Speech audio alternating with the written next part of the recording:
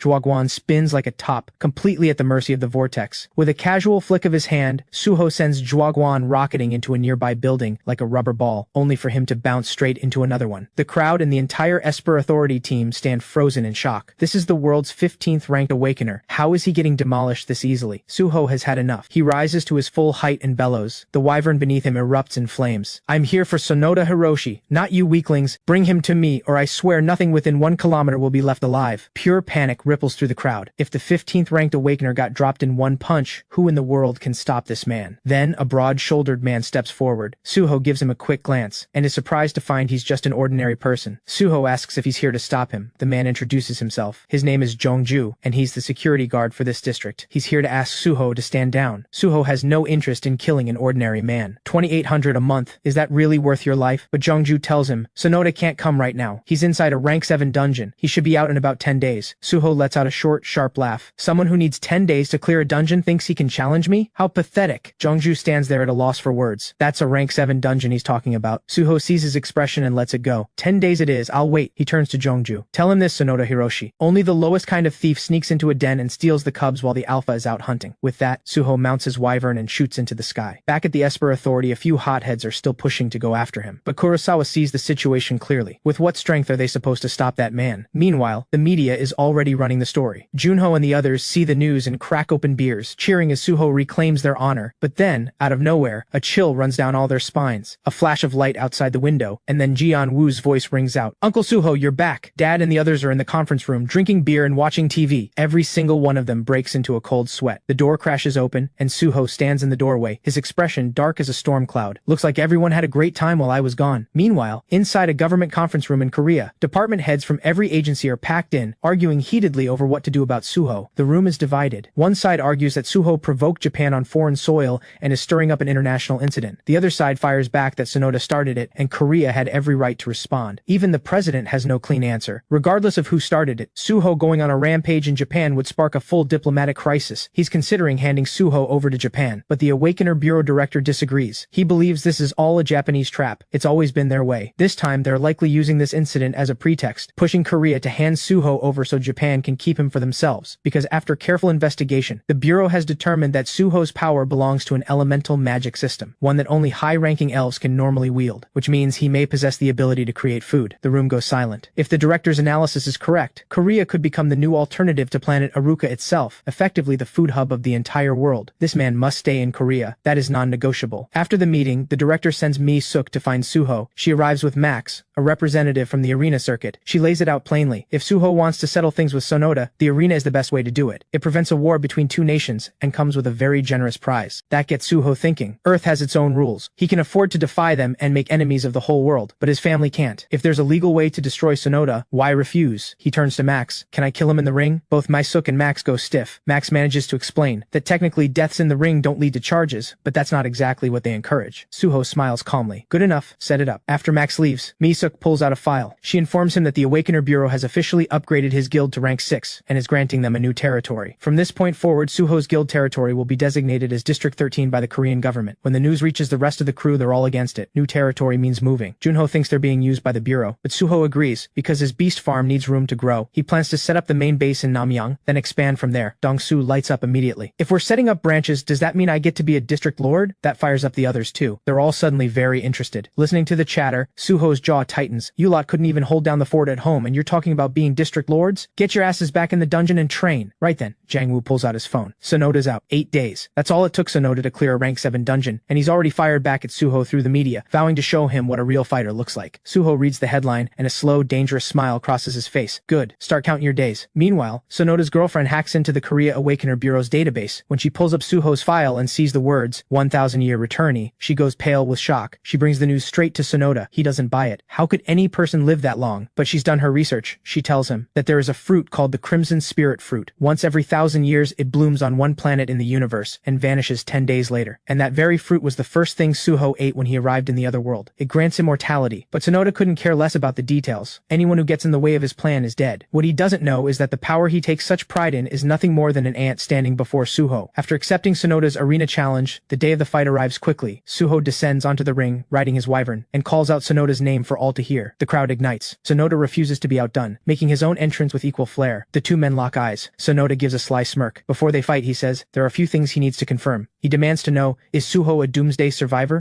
Does he carry a regression stone? And how many years back can his regression stone take him? Suho stares at him. What the hell is wrong with you? But Sonoda is convinced Suho is playing dumb. He firmly believes Suho is a returnee from the future. Dark energy pours off his twin blades. If you won't talk, I'll beat the answers out of you. Sonoda charges, dual swords raised, but a split second later, to everyone's utter disbelief, Suho's fist connects squarely with Sonoda's face. One casual punch sends him flying several meters back, just one punch, and Sonoda is flat on the ground, unable to get up. Suho rolls his wrist and walks toward him slowly. Stop playing dead. I haven't even tried yet. Sonoda's body trembles. The blow wasn't lethal, but his head is ringing like a bell. He forces himself upright, blood coating his mouth, staring down Suho's contempt. He charges again in a rage. History repeats itself. A bone-hard fist cracks into his face, followed by a charged, devastating haymaker. Suho roars and unleashes a tornado. Before Sonoda can react, the world is spinning around him. Suho leaps into the air, flame energy gathering in his hands. Fire Spirit Barrage activated. A storm of fireballs rains down on Sonoda. This is no longer a fight. It's a one-sided slaughter. The arena commentator has run out of words. On the ring, Suho grabs Sonoda by the throat and hoists him up. I know you're still alive. Open your eyes. I have questions. And he's right. Suho can see Sonoda's stats. He's not dead yet, but he's close. Let me ask you something. Why did you come after me? Sonoda lets out a broken laugh. Because I want you dead. Even as he speaks, Sonoda's health bar begins to spike, his eyes burning red. Because of you, 500 years of planning have gone up in smoke. Sonoda's power keeps surging. Suho has no idea what's happening to him, and Sonoda's words make absolutely no sense to him. Then it happens.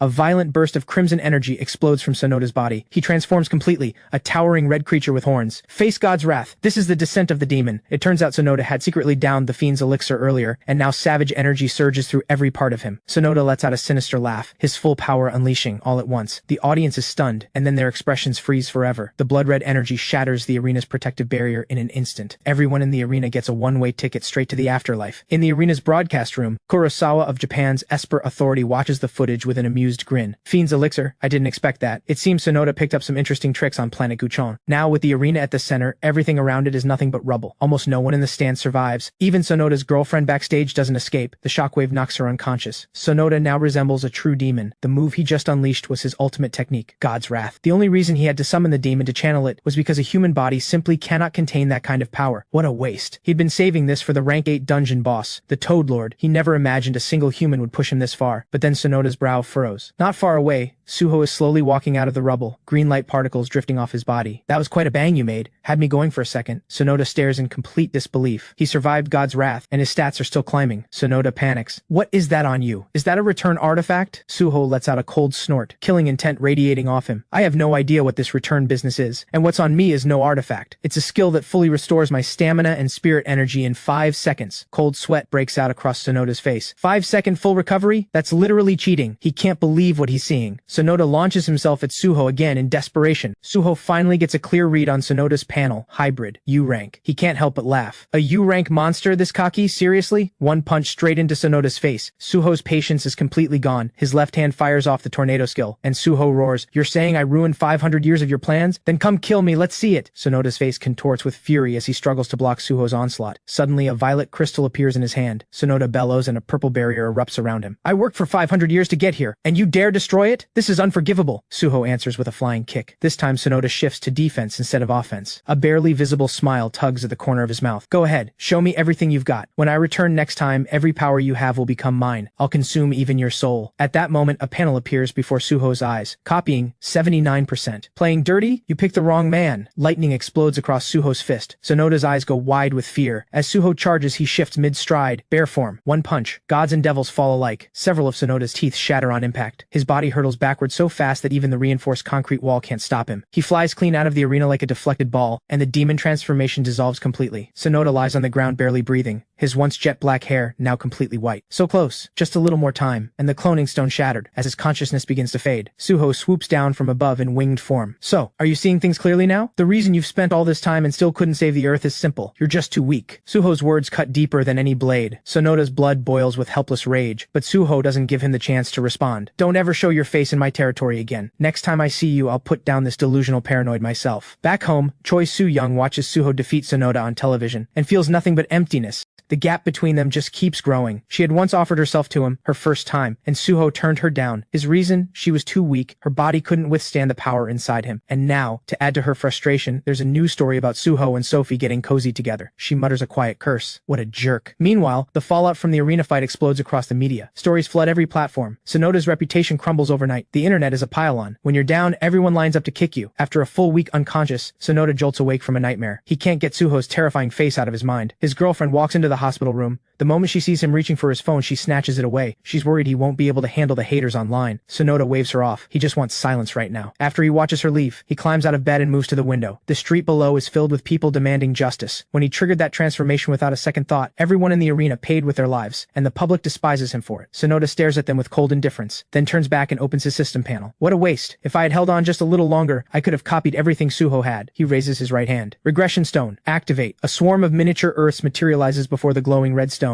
This was the stone that had sent Sonoda back 20 years, but it's still in cooldown, at least 2.5 more years before it can be used again. I need to get it to level 3 as fast as possible. Then the door swings open. His former subordinates walk in. Leading them is Jace. He says the Esper Authority has summoned Sonoda. Sonoda is confused. He never received any notice. He asks why Grant and Wade came along too. They claim they also got the summons and just happened to run into each other on the way. Too much of a coincidence. Sonoda doesn't buy it for a second. He furrows his brow. He already has a pretty good idea how this ends. He tells them to step outside while he gets ready. Jace agrees and starts to head out, but Grant and Wade don't move. Jace, drop the act. He already knows. Sonoda gives a short, sardonic laugh. Smart people, all of you, but do you really think the three of you can take me? Jace doesn't want things to go sideways. Sonoda was his boss after all. He steps forward and explains, this is just a routine inquiry. Sonoda watches them with cold eyes, thinking someone from the Esper Authority must have spotted his dimensional pocket during the match. He calls it out directly. You're here for the regression stone, aren't you? Jace tries to deny it, but Wade lays all the cards on the table. While they're still arguing, violet energy floods the air around Sonoda. Do you have any idea how far over the line you've stepped? The others activate their skills to defend themselves. A thunderous explosion rocks the room. The two guards stationed outside rush in and find Sonoda in full Damon form, holding Grant and Wade like ragdolls. Anyone moves, and I snap their necks. I may have taken a loss, but I am still something you could never look in the eye as equals. With the demon transformation active, no one dares move a muscle. Even heavily wounded, Sonoda is still far beyond anything this group can handle. When he learns the order came from Suzuki, director of the Esper Authority, Sonoda's mind goes calm. So Suzuki is a blood purity fanatic, a genuine fascist who has been waiting for this moment all along. He had been waiting for Sonoda's downfall all along. Sonoda lets out a low laugh. Every person in this room was blinded by that man's promises. I have watched Japan fall 25 times. I came here to use this land's strategic position to change that fate, but I forgot. Treachery and baseness run deep in the veins of this land. He turns to Jace. Does my girlfriend know about this? Jace trembles. She does. That's the last thing Sonoda needed to hear. Grant and Wade explode into a mist of blood. His eyes go dead cold as he stares down the remaining three. Your turn. Face my wrath. The news breaks fast. Sonoda has killed 2 S-rank hunters, left 3 critically wounded, and escaped. At Japan's Esper Authority, Suzuki stares out the window, seething. He never imagined his people would fold so completely. Not only did they fail to bring Sonoda in, they let him escape. But perhaps this works in his favor. He can use this to convince the emperor, and use it as justification to purge every foreigner within Japan's borders. He calls in his aide and orders a press conference in 2 hours. On the other side of things, Suho returns home and gets to work building his territory. The Awakener Bureau has announced the development of District 13, and public confidence in the area is sky high. Some analysts are already predicting that District 13 will become the most expensive real estate on the planet. One day, Dong-Su is browsing the web when a headline catches his eye. Sonoda has killed multiple Awakeners. On top of that, Japan holds a press conference claiming Sonoda is a Korean spy planted on their soil. Wow, there is a lot going on here. But wait, has Sonoda really dropped off the radar? What if he comes here looking for revenge? The thought hits him like a truck, and he panics. He bolts out of his room to find Suho, but the moment he steps into the courtyard, a bolt of lightning crashes down from the sky. Workers come sprinting out of the forest in a panic. Dong-Su freezes. Is that maniac actually here? Without a second thought, he spins around and runs. Just then, Jong-Woo intercepts him. Dong-Su is frantic. That lunatic Sonoda is coming for us. Jong-Woo stares at him blankly. Did he seriously break you? I just got word. A dungeon portal just appeared up ahead. Everyone's heading this way. Dong-su turns around sheepishly. Oh, just a portal. Let's go check it out. What neither of them expected, though, is that the dungeon appearing in Suho's territory is Korea's very first rank 7 dungeon. The moment they see the readings on the scanner, everyone's faces go pale. 42 days. How is that even possible? When Japan's rank 7 dungeon appeared, they were given 120 days. Clear it in that time? This is practically a death sentence. Even Junho is starting to regret agreeing to set up District 13. But Myung-jin isn't worried at all. We can always just move, he says calmly. Truly a monk. All is vanity, and he sees right through it all. That said, it's still a last resort, and there's no way Suho would ever agree to it. Speaking of Suho, no one has seen him in days. They can't tackle this dungeon without the one who carries the whole team, so the 4 of them agree to split up and search. But barely 2 steps in, a meerkat opens its mouth. Did you all forget why you came out here? The moment they recognize Suho's voice, the blood drains from their faces. He's been here the whole time. Every word of their complaining. Heard. Junho forces a smile and says he got caught up in the excitement of District 13. Dong-su and Jang-woo blame the district lord talk. As for Myung-jin, all he can offer is a soft Amitabha. Suho looks at all of them. The reason we moved here is the hunting ground. It's massive. He tells everyone to close their eyes and feel the world around them. The monsters are literally coming to us now. Shouldn't we be grateful and go take them down? But Junho and Dong-su push back. They're too weak for this. That sets Suho off. God, you're all hopeless. Stay in your comfort zone and everything you've worked for means nothing. Raw strength and resources aren't everything. What matters more is courage and belief. Give up and you've already lost. Try and you still have a fighting chance. Those words hit like a spark. All 4 of them feel something ignite inside. Suho's words are exactly the push they needed. Shifting back to human form, Suho announces he'll take 2 people in for the first run, and so, Suho, Jang-woo, and Dong-su step into the dungeon together. The moment they're inside, a zombie lunges straight at them. At the same moment, the scanner at the entrance displays the dungeon's classification. Undead Land. The appearance of the rank 7 dungeon sends the public into a spiral of panic. International airports are overwhelmed. Anyone with money is trying to get out of the country. At the Awakener Bureau, the director is meeting with department heads to discuss the situation. They stare at the stat rankings of the 3 who entered, and the mood in the room is grim. This is a rank 7 dungeon. Can those 3 actually pull it off? Even the director looks troubled. He asks whether the strike team is ready. His subordinates look like they might cry. A rank 6 dungeon nearly broke them. A rank 7 dungeon? That's basically a death sentence. The director's head is spinning. Someone suggests pulling Suho's guild out for now and walling off the dungeon from Seoul's borders. But this is no long-term solution. A rank 7 dungeon has appeared in Korea, and where there's one, there will be another. That said, the tree wall surrounding Suho's territory is undeniably formidable. If Suho can successfully clear this dungeon, Seoul will be the safest place on Earth. Looks like he needs to find a way to get himself over there. With that thought in mind, the director orders his staff to pull up the surveillance feed and check on progress at Suho's territory. But when the feed comes on, everyone in the room is left utterly speechless. While they're over here on the edge of their seats, the people over there are going about their day like nothing happened. Eating, drinking, acting as if the dungeon doesn't even exist. The director sends a drone up to find out what Kim Mi-suk is up to. Turns out Mi-suk is lounging in a bikini, soaking up the sun. The director shouts, "Mi-suk, you're starting to remind me of Choi Su. I sent you there to supervise, not go on vacation." Mi-suk throws on her clothes and tells him that with Suho here,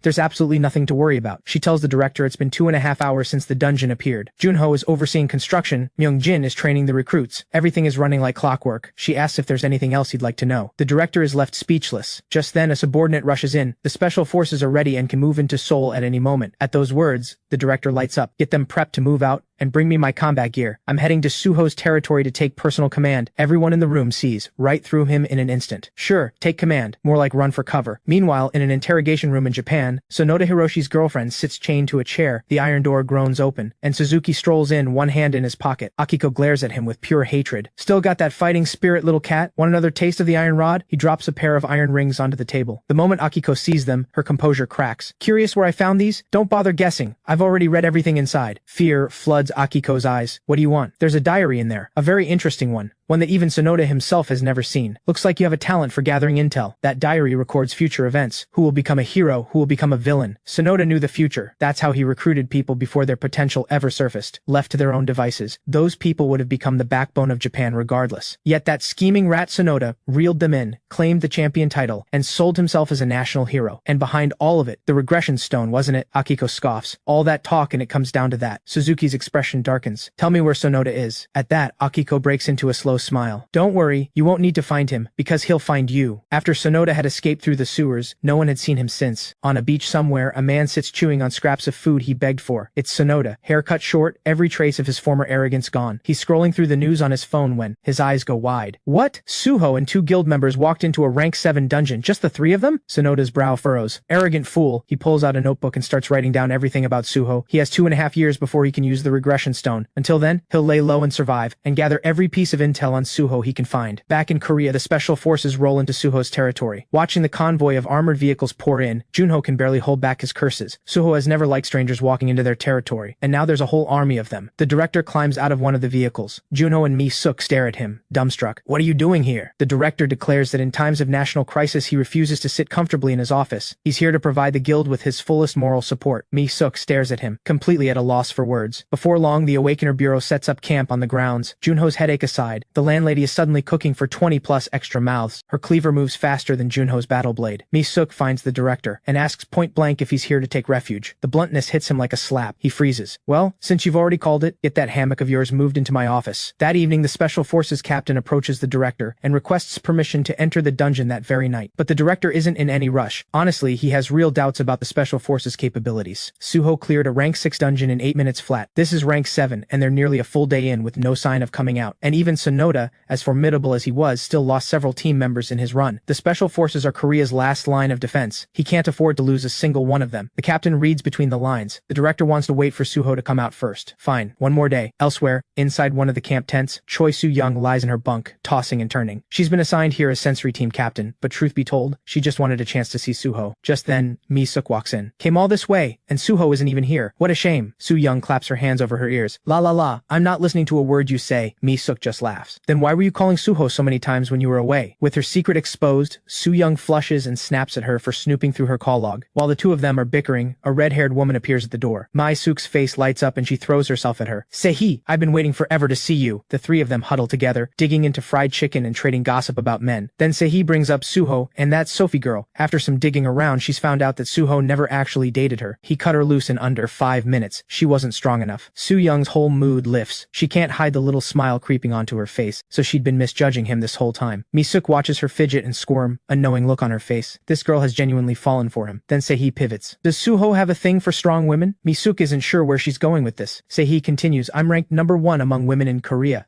So would Mi-suk mind setting me up with Suho? The words are barely out before a sharp crack rings through the tent. Soo-young has bitten clean through her drumstick. This piece of meat is already in my mouth. I'd like to see anyone try to take it. 24 hours after Suho entered the rank 7 dungeon, the special forces can't hold back any longer. A 30-person team, Soo-young included, lines up at the dungeon entrance, ready to deploy. The rank 7 dungeon has a 42-day window. Within that time, it must be cleared 88 times to be permanently eliminated. They can no longer place all their hope on Suho alone, but there are too many people trying to enter at once. In the end, 2 members are left outside when the portal closes before they can get through. The director is absolutely losing his mind. The special forces aren't exactly powerhouses to begin with, and now 2 of the S-rank members have been left behind. Then suddenly, a staff member notices the dungeon countdown on the screen. Everyone turns to stare at the entrance, frozen. Suho and his 2 companions walk out slowly from the dungeon entrance. The director's mouth falls open. A rank 7 dungeon cleared in 24 hours? This is a record for the ages. When word reaches the public, the streets erupt in cheers. The director fawns over Suho like he's greeting a long-lost savior, begging him to put together a dungeon guide as soon as possible. Suho looks confused. Mi-suk steps in to explain. A map and monster intel would be a huge asset for the teams that follow. Suho's eyes narrow. His voice drops. Did you send people into my dungeon? The director rushes to explain. To prevent the dungeon from erupting, we needed to deploy multiple teams. Suho cuts him off. This dungeon is his, and he doesn't need anyone else involved. He's more than enough on his own. It dawns on Mi-suk. To everyone else, this dungeon is a catastrophe. But to Suho, it's a treasure vault in his own backyard. Anyone who walks in uninvited is, in his eyes, stealing from him. The director seems to realize it too. He shoots Mi-suk a desperate, sweaty look, silently begging her to bail him out. Mi-suk looks just as panicked. Suho's expression is thunderous. Who gave you permission to enter my hunting ground? Like 2 kids caught in the act, they immediately point the finger at Junho. Suho grabs Junho by the ear. Clearly, you've got too much free time. Get in that dungeon and train. And Junho isn't the only one dragged in. Myung-jin gets pulled along too, as the 3 of them disappear back into the dungeon. The director is a storm of conflicting emotions. Then it hits him. Han Dong-soo is an awakener with visual memory. Get him to the break room. We're getting every piece of intel out of him. Han Dong-soo and Yang Woo are brought to the break room for a physical assessment. When the staff check their dimensional essence readings, everyone is stunned. 1 dungeon run and they're B-rank hunters? Suddenly both men jolt awake. They've been back for half an hour, but their nerves are still locked in combat mode. Once reality sets in, they open their system panels and start buying equipment and skills. They know it won't be long before Suho drags them back in. Back on the beach, Sonoda stares at the news on his phone, his face hollow with shock. It took him 8 days to clear a rank 7 dungeon. Suho did it in under 1, but even as he's still reeling from that. Suho walks out of the dungeon again. This time he's cut 3 more hours off his record. The moment he's out, he's heading straight back in. This time he's taking Jangwoo and Dongsu with him. Time inside the dungeon flows 3 times faster than the outside world, so they can rest and recover fully while inside. Back at camp, the director reviews the footage extracted from Dongsu's visual memory. Since Dongsu woke up early, the footage is limited, but even so, it's enough to shake everyone in the room. The ghoul matriarch is a mid-tier boss of the undead land, estimated at S rank within the rank 7 dungeon. Her primary abilities are debuff magic, and her arms can transform into a bow for ranged attacks. Most alarming of all, the footage suggests the ghoul matriarch is not even the final boss. They also find footage of Jangwoo on the verge of death being healed by Suho's dryad. On closer inspection, it's not just healing, it also grants stat buffs. Without this ability, a clean clear of the rank 7 dungeon would have been impossible. By all indications, this is wide-range magic, the kind only the highest tier skills can pull off. The director's face falls. His mind goes straight to the special forces still inside. Based on how long they've been in, there's a very real chance they've already encountered the ghoul matriarch. If nothing is done soon, there may be no one left to save. Just then a message comes in. Suho and his team have come out. The room goes dead silent. This run took only 13 hours. The director's eyes snap wide open. I've got it. I know how to save them. He grabs his radio and orders the soldiers at the entrance to stop Suho before he goes back in. The reply comes back. Too late. He's already gone back in. Alone this time. The director is beside himself with regret. If he had known how capable Suho was, he never would have sent the special forces into their deaths. Suho emerges again not long after. This run down to 5 hours. The special forces have been inside for 2 full days now. Whether they're alive or dead, no one knows. A crowd gathers in the plaza outside, holding vigil for the special forces. The director is on the verge of tears. Every time Suho comes out, he turns right around and goes back in. Finally, after the 5th completed run, the director throws all dignity out the window and throws himself at Suho's feet, right in front of the cameras. Please, just 1 minute. I'm begging you, save them. Suho just stares at him bewildered.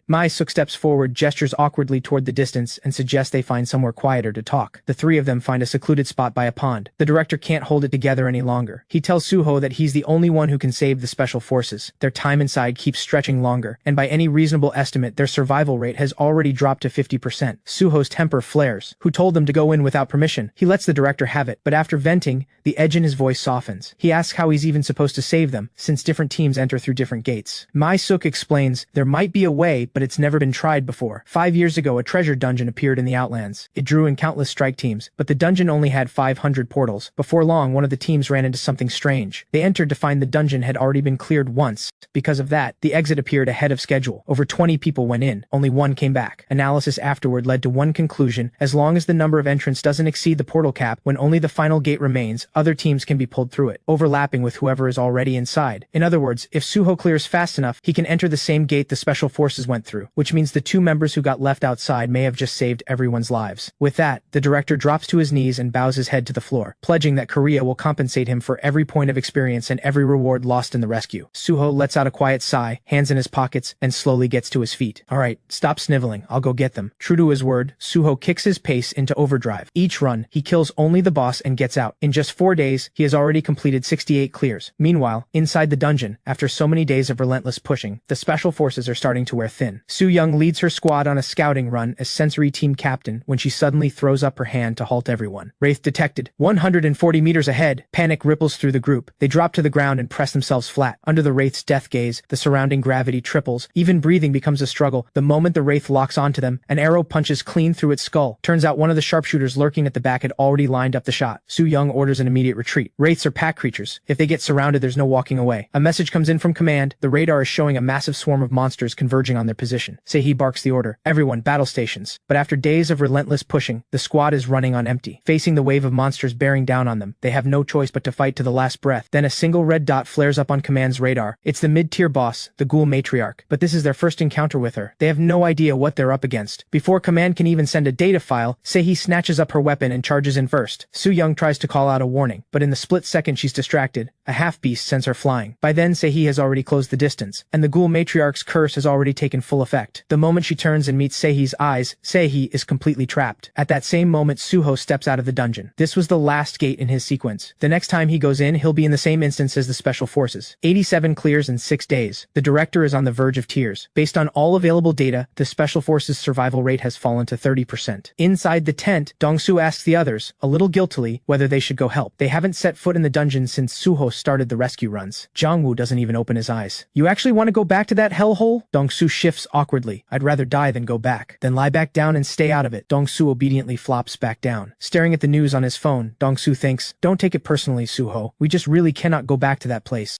Just one mid-tier undead boss, and Su Young's squad is nearly wiped out completely. Even Sehee, ranked #1 among women in Korea, can't hold her ground. Meanwhile, the main force squad has located the final boss's lair. The captain plans to rally everyone and take it down in one decisive push, but a subordinate brings grim news. Base camp has just come under monster attack, and the sensory team has gone completely dark. The captain's expression tightens. The tide is turned against them as they huddle to work out a backup plan. Lightning erupts from the ground beneath their feet. A blue barrier snaps into place, sealing them in. Before anyone can react, skeleton warriors burst up from the ground in every direction. Not good. Death Knights, we're surrounded. Back where Su Young is. Sehee is down to her last drop of health. Su Young is barely alive, collapsed on the ground. A pack of lecherous goblins circles them, jeering and howling. Su Young seethes through gritted teeth. Disgusting creatures. Then out of nowhere, images of Suho flash through her mind. The tears come before she can stop them. Damn it! Why am I thinking about him right now? Then right in front of her, a dryad appears. Su Young thinks she's hallucinating, but the rest of the squad is shouting it too. They all see it. Sehee feels her health surging back second by second. Am I dead? Is this heaven? And then Su Young knows. He's here. Suho tears into the enemy lines, each strike taking down a goblin with surgical precision. He moves like lightning, cutting through them without mercy, with the dryad's magic flowing through everyone. The entire squad is fully restored. The sitting ducks of a moment ago are now pounding goblins into the dirt, but before they can even enjoy it, the monsters are ripped off the ground and sent spiraling into the air. Then the sky ignites, and every last one of them burns to ash. And that is the power of Suho's wide-range magic. He turns to the group, cool as ever. Everyone alright? Then something soft collides with his chest. Su Young has thrown herself into him. You're here? How did you even get in? The squad stares in stunned silence. Is the captain in heat? Sehee comes to just in time. She sees a wall of teammates nearby, all of them hooting and hollering. She pushes through, curious, and finds Su Young clinging to Suho, pressing herself against him. Sehee feels something snap inside her. Oh, you have got to be kidding. She already made her move? Though, something about the way they're moving looks a bit off. Suho doesn't react to her at all. He grabs her and flings her off, sending her tumbling and landing flat on her back. Suho realizes immediately he overdid it. He steps forward to help her up, when the dryad zips over with a message. At that same moment, the monsters they just killed start clawing their way back up from the ground. This is the terror of the undead land dungeon. Every monster they kill can respawn indefinitely. Sehee suggests ignoring them for now and finding base camp first, but Suho shakes his head. Base camp is gone. The dryad just scouted the entire dungeon. He tells them, and there's more. 5 people are trapped inside the boss's lair. It doesn't look good. Panic ripples through the group. A team of 5, that has to be the main force squad. Suho tells them if they want to save those 5, keep up, and he's already gone, shooting off like a cannonball. No one expected him to move that fast. Su Young yells for everyone to move. Then a horde of ghouls materializes in the distance. The squad raises their weapons, bracing for the clash,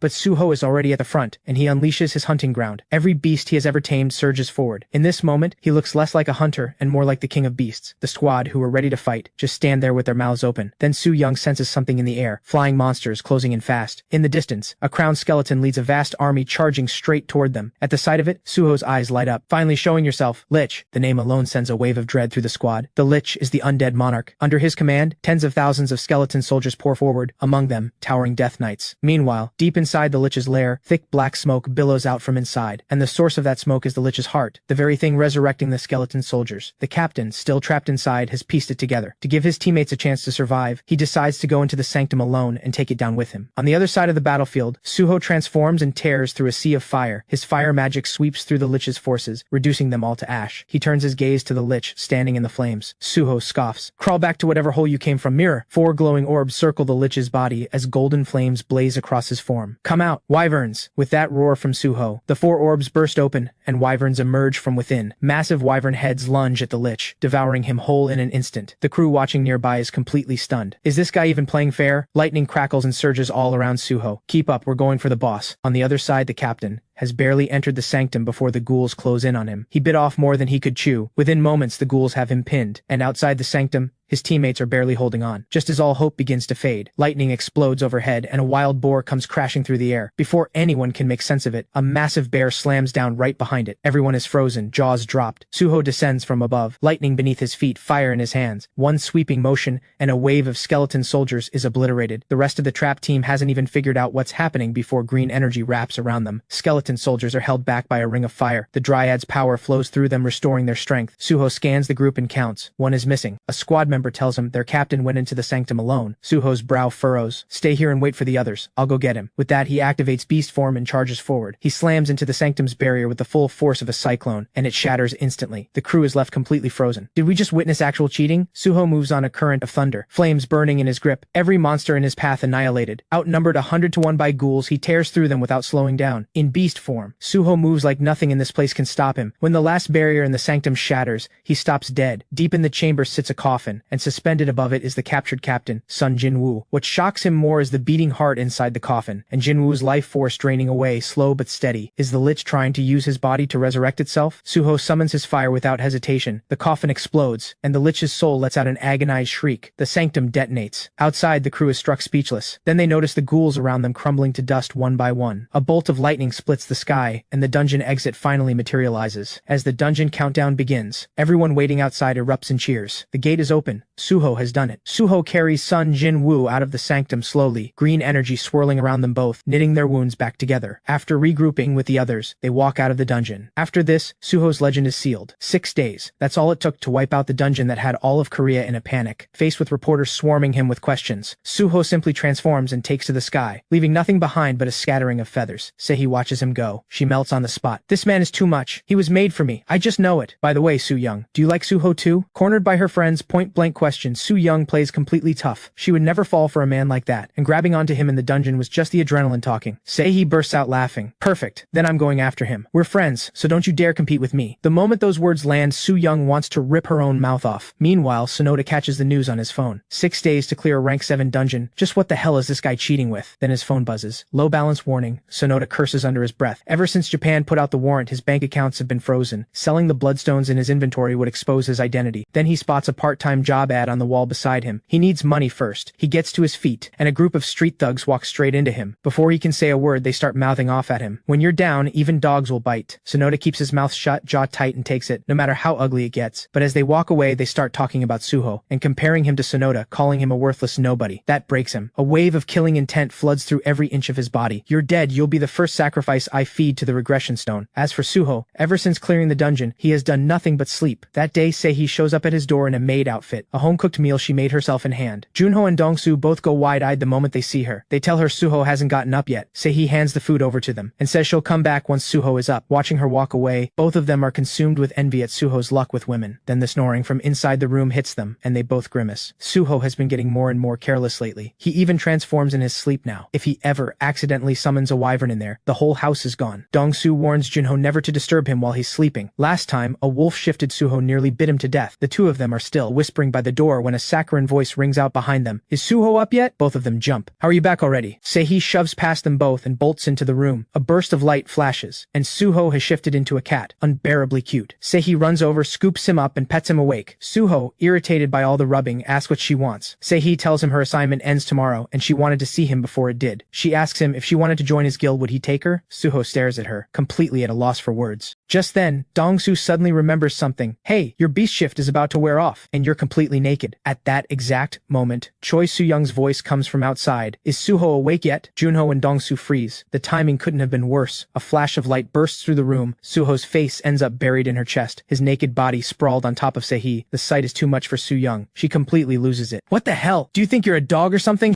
She storms off. Suho stares blankly. What the hell did I even do? 3 men and 1 woman stand in the room, all eyes locked on Suho's naked body. Sun Jin-woo steps forward. Turns out he came specifically to thank Suho for pulling him out of the dungeon. Suho waves it off and says he needs to rest, and just like that, he's out cold. Meanwhile, in an apartment building across the city, a woman in high heels is making her way up the stairs. She notices a man following her. She hurries back to her room and slams the door shut. Just as she lets out a breath of relief, a voice speaks from inside the room. Miss Lee-san, okay, it's been a while. She narrows her eyes. Who are you people? We're with the Awakener Bureau Criminal Investigation Unit. What I want to know is, a woman who took a bullet to the head 7 days ago. Why is she standing right in front of me? At those words, the woman's eyes flood with crimson. The agent senses something's wrong and draws his gun. Outside, the man who had been tailing her hears the commotion. He kicks the door open and rushes in, only to freeze in pure horror. Lee Si-yeon, okay, is clinging to the ceiling upside down, and his partner is locked in her jaws, being drained. Back to the director. Ever since Suho pulled the Special Forces team out of the dungeon, he's been riding high. That shameless moment of kneeling before Suho had finally paid off. His superiors recognize recognized him, and a promotion was well within reach. Just as he's about to enjoy the ride, Kim Mi-suk walks in and kills the mood. She opens a video call, and the department heads back at bureau headquarters are a sorry sight. Dark circles, long faces, all begging him to come back. They report that neighboring countries have been hit by waves of rank 6 and rank 7 dungeons, sending massive refugee waves fleeing their homes. Russia, unable to hold back the monster surge, is preparing to deploy nuclear weapons. The director frowns. What the hell does that have to do with me? I'm no savior. But his staff explains, once those nukes go off, the monster horde currently pushing north will likely change course and pour straight into Korea. They've already begun setting up a defense line, but if S-rank monsters show up, Korea might not survive. That gets the director's attention. He asks how things look back home. Back home is just as bad. 14 dungeons have opened in Seoul in a single day. The public is in a panic. The director's head is spinning. And it doesn't stop there. The police recently transferred a homicide case to them. 2 of their own agents have been killed. The suspect has been confirmed as a vampire, one who has come back from the dead 3 times. That's the last straw. The director finally snaps. Dungeons and vampires? His little vacation at Suho's territory is clearly over. Meanwhile, Suho is meeting with Dong-soo to discuss the territory's development. After all their training, Dong-soo and the others have hit a rank more than capable of holding their own. Suho is thinking about leaving the base to train out in the field. Before that, he wants to build a river around the base and tame some stronger creatures while he's at it. Just then, Mi-suk shows up. She got a call from the director. The dungeons back home are spiraling out of control, and she wants Suho's help. But Suho, who lives by the law of the jungle, has zero interest. In his mind, hunting on someone else's territory just isn't done. Just then, an explosion erupts in the distance. The Bloodstone power station has malfunctioned. Suho rushes over and puts out the fire. The incident only hardens his resolve to build that river. Junho pulls a long face and tells Suho their finances are in the red. A river construction project doesn't come cheap. Suho sighs quietly. Time to make money faster. Right on cue, Mi-suk speaks up. She knows of a treasure dungeon, a rank 4 scorpion dungeon in Gyeonggi-do. Apparently, high-value gear drops there every hour, and each monster yields 4 to 5 bloodstones. Everyone lights up, though the entry fee for a place like this can't be cheap. Mi-suk explains that the dungeon is managed by the Gaul Guild, and they've actually been looking to invite Suho to help clear it. Even better, the Gaul Guild specializes in river construction. If they can strike the right deal, they might cut the project cost in half. The whole group is sold. Time to move out. Once Suho and the team step inside the rank 4 scorpion dungeon, they go into full harvest mode. Unlike their usual approach, they refuse to let a single monster slip by, which slows their pace considerably. But outside the dungeon, the world is falling apart. Russia couldn't hold back the monster breakout and went nuclear. The blast sends a massive horde, rerouting straight toward Korea's border. What's even more alarming, the creatures that wiped out the border forces were wielding meteorite magic. On top of that, vampires from rank 7 dungeons are flooding out. Korea's regular military has no answer. Korea orders a full retreat to Seoul, sealing off the rest and calling in airstrikes. Mi-suk is still overseeing construction at Suho's base when the director's call comes in. The news hits her like a splash of cold water. Suho's territory sits in Gyeonggi-do, but Suho is still inside the dungeon, completely unreachable. If they don't evacuate now, the monsters will surround them, and even Suho won't be able to save everyone. The evacuation order goes out, and everyone in the territory starts packing up. At the Seoul border checkpoint, Choi Soo-young is waiting for her team to assemble. Suddenly, a woman in nothing but pajamas appears at the checkpoint. As an officer reaches for the scanner to check her, the woman explodes into motion, latching onto the officer and sinking her teeth in. A soldier behind her reacts instantly and puts a bullet in her, but the woman dissolves into black smoke and vanishes. Everyone stands in stunned silence. Then the smoke begins to reform. In that instant, Soo-young draws her blade and slashes straight through it. A shriek tears through the air as the woman's true form is forced out, her head severed clean by the blade. The other soldiers quickly incinerate the body. Soo-young's expression doesn't change. Without her blade, she never would have spotted that vampire at all. The weapon was a keepsake left by her ex. Forged from meteorite iron by master swordsmith Jiang Sun-pil of planet Gushon, this soul-reaping blade can cut through even a soul itself. Back at Suho's territory, Mi-suk is trying to reason with the landlady. Most people have already left, but the old woman refuses to budge until Suho comes back. Just then, a soldier comes running. Junho's son is missing. Mi-suk feels her head about to explode. Then something dark drifts past the window. They look up. A massive black cloud is sweeping toward the base. Vampire bats. Thousands of them. The moment Mi-suk sees the swarm, she orders everyone to seal the windows. Unfortunately, the base's windows don't stand a chance. 2.5 seconds later, every pane of glass shatters. The room is chaos. Before the smoke even clears, 3 vampires step through. Mi-suk doesn't hesitate. She launches her incendiary attack. 4 orbs of light swirl around her. With a shout, she fires them off. The 2 vampires at the front take a direct hit. Mi-suk turns and orders everyone to fall back to the beast farm, but before they can move, the 2 vampires she just hit stand right back up, completely unscathed. Before she can react, a fist connects with her face. The hit sends her crashing down, her head ringing. The vampires get riled up the moment she goes down. 2 of them move in to feed, but the 3rd one isn't having it. All 3 break into a fight right there over who gets to claim her. While the vampires are busy bickering, a motorcycle comes blasting through. 1 clean slash, a sharp crack, and the first vampire drops. The 2nd strike lands before the next vampire can even bare its fangs. It's Soo-young's soul-reaping blade in hand. She orders the soldiers to to get the wounded out now, but their escape route is cut off. A wall of bats blocks the way. In an instant, the bats transform into vampires, and more appear behind Su Young. She shatters one with a single strike, then turns to help the others, when Snowy charges in out of nowhere and tears one apart in a single bite. Look, it's the Beast Patrol! The crowd erupts with relief. Snowy hasn't come alone. A pack of gray wolves is right behind. Wolves are the natural enemy of vampires. Under their jaws, every last vampire is torn apart. But then the vampires shift their target, straight towards Su Young, who has no wolves shielding her. In a flash, she throws up a protective barrier, but there are too many of them. She's surrounded in seconds. Just as their fangs close in on her, Suho drops from the sky. Fire spirits erupt around him, and every last vampire is reduced to ash. Suho surveys the devastation around him, and his fury ignites. Who gave you permission to set foot on my territory? Suddenly, black smoke rises from beneath Su Young's feet. Suho unleashes wind magic to sweep it away, revealing Su Young cradled in the arms of a woman, unconscious. He checks his system panel, and his expression goes cold. A vampire queen? He demands to know what she thinks she's doing on his land. The vampire queen answers with pure arrogance. This territory is mine now. She runs her tongue along her lips, eyes drifting down to Su Young in her arms. Suho smiles slowly. Well, looks like I've got a lunatic on my hands. Then you can just go ahead and die. Fire magic ignites instantly. A fireball screams toward the vampire queen. She twists aside, but the fireball detonates right by her ear. Scorching heat sprays across her face, cracking her skin on contact. Before she can recover, Suho is already on her, lightning charging every step. Then the vampire queen feels it, a terrifying pressure closing in. Her form dissolves, melting into black smoke. Suho's dagger cuts through nothing, but he immediately sends his fire spirits to hunt her down. Fire spreads through the entire forest. In an instant, the black smoke catches and ignites. The vampire queen lets out a wail, and her body plummets. Now that he has her location, Suho moves fast. When he reaches her, the vampire queen is sitting on a rock with Su Young still in her arms. Suho quickly pulls up his system panel. Su Young's health is full. Whatever the situation, she's safe for now. Suho grins and drops into a fighting stance. The vampire queen presses one finger against Su Young's face. Move an inch, and I'll put a hole right through her. Suho goes still. The vampire queen speaks. She is the last princess of a fallen vampire kingdom. In 10,000 years, no living being in this universe has ever managed to hurt her. According to our kin's reports from 1200 years ago, Earth was a primitive, uncivilized planet. So how is it that a primitive human managed to wound her? Suho blinks. He genuinely has nothing to say to that. That said, you're also the first one to survive a spirit's attack and still be standing. So stop hiding behind weaker people and face me. Just who are you? I am the king of beasts. The vampire queen laughs. I don't care who you are, this territory is mine. Then what the hell did you ask for, idiot? The vampire queen mutters a curse and turns to Su Young. My daughter, open your eyes. Su Young's eyes open. Blank, empty.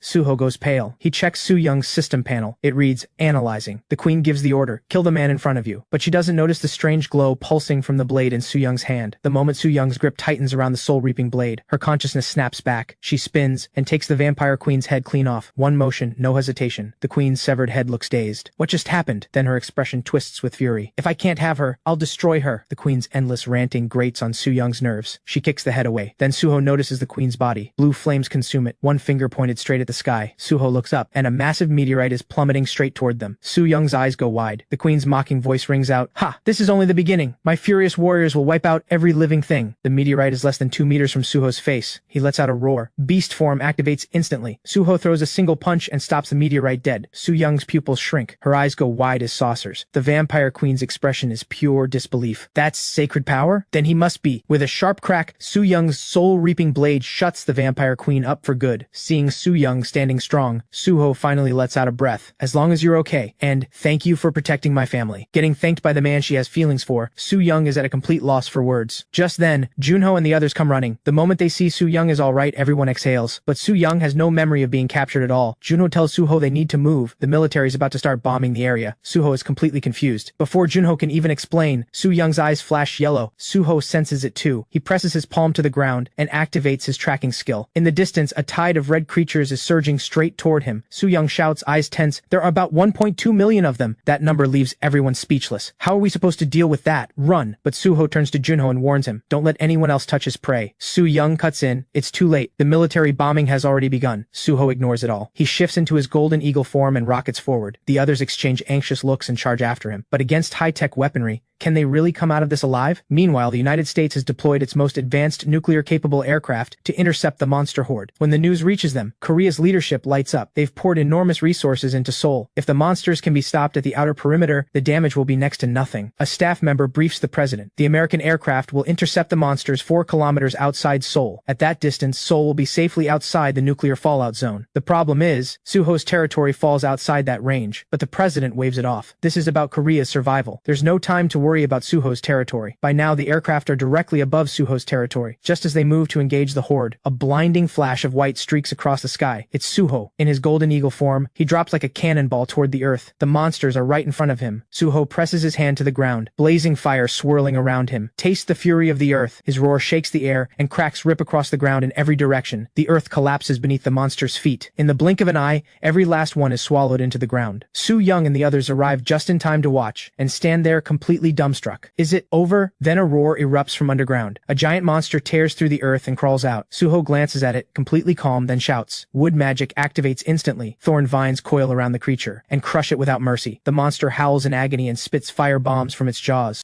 Suho scoffs. You pieces of trash dare to perform in front of me? He growls low, and drives his palm into the ground. Countless fire spirits surge forward at his call, sweeping into the monster horde. In an instant, a million monsters become a sea of fire and ash. The sheer scale of energy released takes its toll. Suho's eyes slowly close. Meanwhile, in the Korean presidential office, everyone watching Suho's power is in a state of complete shock. Even the director never imagined domain magic could be this devastating. On the battlefield, several surviving monsters crawl out from beneath the ground, but Suho has already burned through every last drop of energy. His body collapses on its own. The others behind him panic instantly. No! Suho is down! They charge forward with a shout, unleashing a flashy combo of skills, and finish every last monster off. A few days later, in a small convenience store somewhere in Korea, Sonoda Hiroshi lands a job as a store clerk. At least he won't starve. He overhears customers talking about a recent string of murders. Hiroshi lets out a quiet, contemptuous laugh. He opens his regression stone panel. He needs the blood of 298 more people to level up. By day, a store clerk. By night, a killer. Everyone assumes the vampires are responsible for the recent murders, but every one of them traces back to Hiroshi. He checks the time on his phone, then eagerly pulls up the news. Based on his memories from previous loops, Seoul should have been leveled by the monster horde by now, but his face goes blank. Suho wipes out 1.2 million monsters with an earthquake skill. The number stuns him, but something else sparks in his mind. Earth, plants, fire, wind. Could that be sacred power? The thought pulls Hiroshi's mind back to one particular night. It was around his 21st loop. He was hiding in a cabin on the outskirts of the city. The old woman living there kept praying, saying a god had appeared in the east to save humanity. He could summon tornadoes, shake the earth, drive away evil, and provide food and medicine to heal the sick. Hiroshi had dismissed it all as the ramblings of a delusional old woman. Now it turns out someone like that actually exists. Though the person the old woman described had a long scar across his face, that doesn't match Suho. Maybe there are multiple people who carry sacred power, and if that's the case, there must be some item that awakens it. A spark goes off in Hiroshi's mind. He remembers what his ex-girlfriend once told him about a sacred fruit that grants eternal life, the crimson spirit fruit. That has to be what awakens sacred power. But how did Suho get his hands on it? If Hiroshi loops back to before the Great Calamity and moves alongside Suho, couldn't he get the crimson spirit fruit for himself? As always, every answer leads back to the regression stone. After Suho wipes out the 1.2 million monster army, Korea decides to elevate his guild to rank 0. His territory is upgraded from District 13 to Suho City. As Suho City, it will enjoy full autonomy, just like Seoul, and formally sign a territorial defense treaty with Korea. The condition: Suho stays in Korea and defends its territory. In plain terms, Korea is handing over land in exchange for Suho's protection, but Suho has no interest in playing guardian for others. He just wants to protect what's his. Misuk assures him, it's not charity work. Korea will compensate him every time he steps in. Suho shrugs. Killing monsters or killing chickens? It's all the same to him. The ink is barely dry. When Misuk makes another proposal, she wants Suho to hire her. Suho and Su Young both stare at her, completely blindsided. Walk away from a cushy government job